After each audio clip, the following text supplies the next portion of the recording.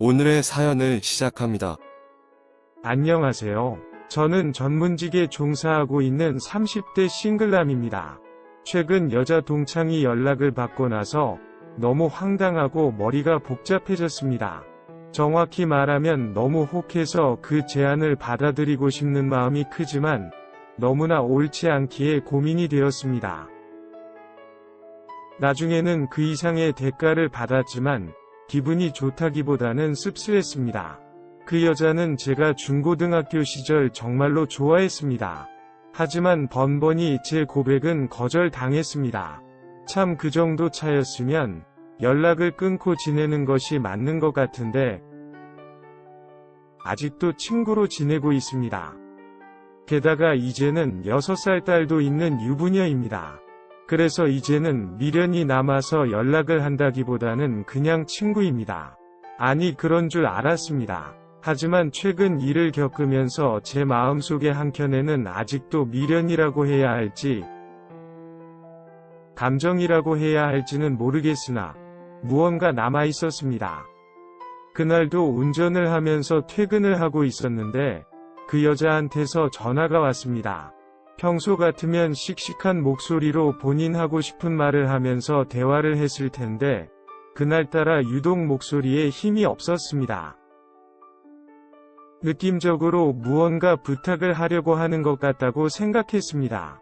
한참을 통화하고 나서야 조심스럽게 돈을 좀 빌려줄 수 있냐고 묻는 것이었습니다. 1,000만 원 정도 되는 돈이었습니다. 액수도 큰 돈이지만 과거에 돈을 빌려주고도 못 받거나 위절한 경우가 몇 번 있기에 요즘 여유가 없다고 하면서 거절을 하였습니다. 그리고 못 도와줘서 미안하다며 진심으로 사과를 하였습니다. 미안할 거 없다며 무리한 부탁을 해서 오히려 저에게 더 미안하다고 하고서는 전화를 끊었습니다. 결국 돈은 급하게 필요했고 무직자에다가 카드도 연체한 중이라서 은행에서는 대출이 안 돼서 결국 사채를 빌렸는데 몇 개월간 잘 버티다가 한계에 봉착한 것 같았습니다. 게다가 남편 몰래 빌린 돈인 게 더 큰 문제입니다. 남편에게 사채 및 카드값 연체 사실을 알리고 같이 갚으라고 하였더니 그 많은 돈에 빌린 목적을 남편에게 말할 수가 없는 상황이었습니다. 그 이유는 내연남이랑 데이트 및 선물 사주느라 쓰고 최근에는 임신까지 하면서 수술 비용으로 썼다는 것이었습니다. 제가 왜 많은 돈을 빚을 지었는지 물었을 때도 안 가르쳐 주려고 하였지만 한참을 묻고 나서야 알려주었습니다. 그래서 고이자율의 불법 사채임에도 불구하고 혹시나 남편이나 가족들이 알까봐 경찰에 신고도 못하고 지금껏 억지도 버티고 있는 것이었습니다. 사정은 딱하지만 저 역시도 부담이 되는 돈이고 게다가 빌려준 이후에 돌려받을 수 있다는 확신이 들지 않았습니다. 무직자인 가정주부가 어떻게 1,000만 원이 만들어서 갚을 수 있겠습니까? 그것도 남편이 몰래 말입니다. 그래서 거절한 것도 있습니다. 한 3일쯤 지나서 또 돈을 빌려주면 안 되냐며 연락이 왔습니다.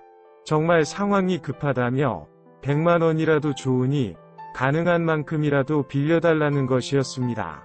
역시나 미안하다고 거절을 하였더니 학창시절 자기를 많이 좋아하지 않았냐며 아직도 처녀 때 몸매를 유지하고 있다고 하였습니다. 그러면서 이 정도 말했으면 알아듣지 않았냐며 생각 있냐고 묻는 것이었습니다. 차마 할 말이 없어서 회의 들어가야 된다며 전화를 끊어버렸습니다. 왜 이렇게까지 망가진 것인지 알 수는 없지만 가슴이 한편으로 안타깝고 아팠습니다.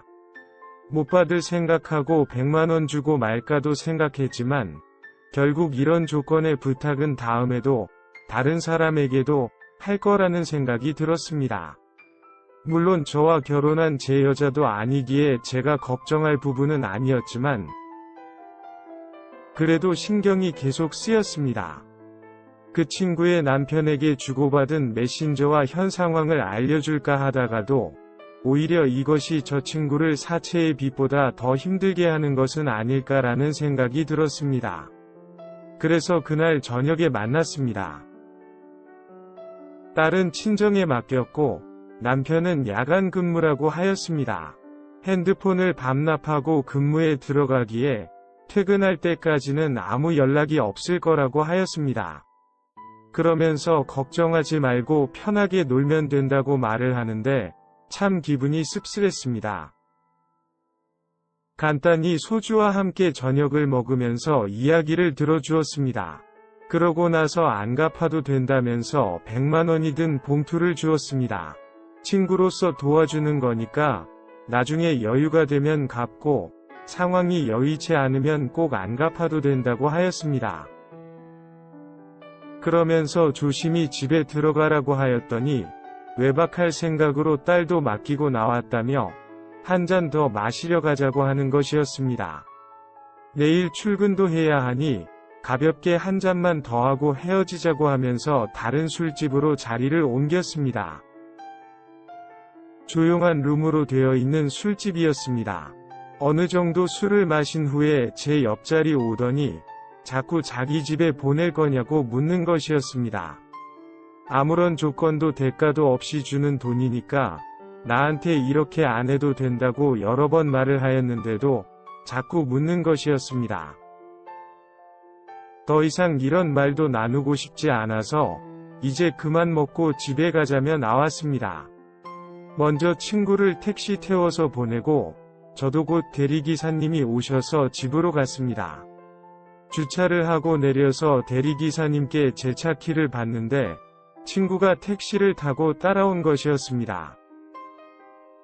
그러면서 여기 사냐면서 왜 제 차도 타냐며 멋지다고 하는 것이었습니다.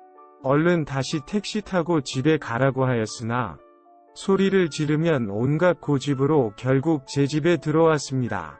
제 집을 구석구석 구경하더니 자기네 집보다 넓고 고급스럽다며 제 침대에 누웠습니다. 그럼 거기서 자라고 하면서 새 칫솔과 추리닝을 챙겨주고는 거실 소파에 누웠습니다. TV를 보다가 잠깐 잠이 들었는데 사람이 움직이는 인기척 소리가 들리길래 친구가 집에 가는 줄 알았습니다. 그런데 한참을 여기저기 왔다 갔다 하면서 움직이길래 실눈을 떠서 확인하였더니 집을 뒤지면서 돈이 될 만한 것들을 찾는 것 같았습니다. 뭐 하는 거냐고 화를 내었더니 말도 안 되는 변명을 늘어놓았지만 상황으로 보나 친구가 본인 가방에 챙겨 넣은 걸로 보나 훔치는 것이 확실한 상황이었습니다. 나는 끝까지 걱정하고 배려했는데 친구는 나를 그냥 돈을 구할 수 있는 상대로만 생각했다는 것에 배신감이 들었습니다. 훔친 모든 물건을 제자리에 가져다 놓고 금고에서 현금 1000만 원 꺼내서 왔습니다.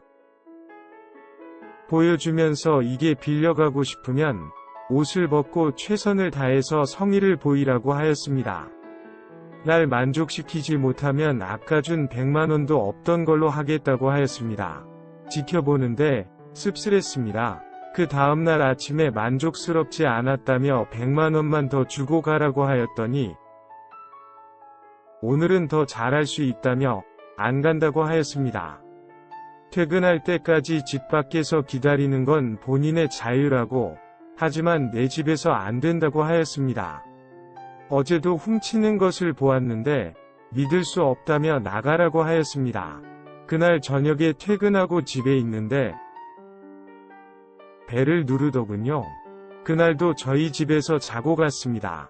집에 다녀왔는지 근처에서 시간을 보낸 건지는 모르겠으나 그렇게 약 일주일간 밤마다 저희 집으로 찾아왔고 그때마다 최선을 다해서 성의를 보였습니다. 그렇게 총 500만 원을 더 가지고 갔습니다. 너무 적지 않냐고 투덜대는 모습에 다시 한번 실망은 하였지만 이미 더 이상 친구로서의 관계는 끝이 났다고 생각하니 돈을 주는 것이 점점 더 아깝다는 생각이 들었습니다. 앞으로 돈이 필요하면 언제든지 연락하고 오라고 하면서 보냈습니다. 그리고 앞으로는 지금처럼 이렇게 많은 돈을 주지 않을 거라고 하였습니다. 알았다고 하면서 가는데 저 여자는 나라는 사람을 친구로 생각했던 적이 있었을까라는 의문도 들었습니다. 어렸을 때의 풋풋했던 기억과 오랜 친구를 하나 잃은 것 같아서 씁쓸한 마음이 제일 큽니다. 아마 다시는 연락이 오지도 그전처럼 지낼 수도 없겠죠. 오늘의 사연은 여기까지입니다. 구독과 좋아요, 알림 설정 부탁드립니다. 긴 글을 읽어주셔서 감사합니다. 구독과 좋아요 꾹꾹 눌러주세요.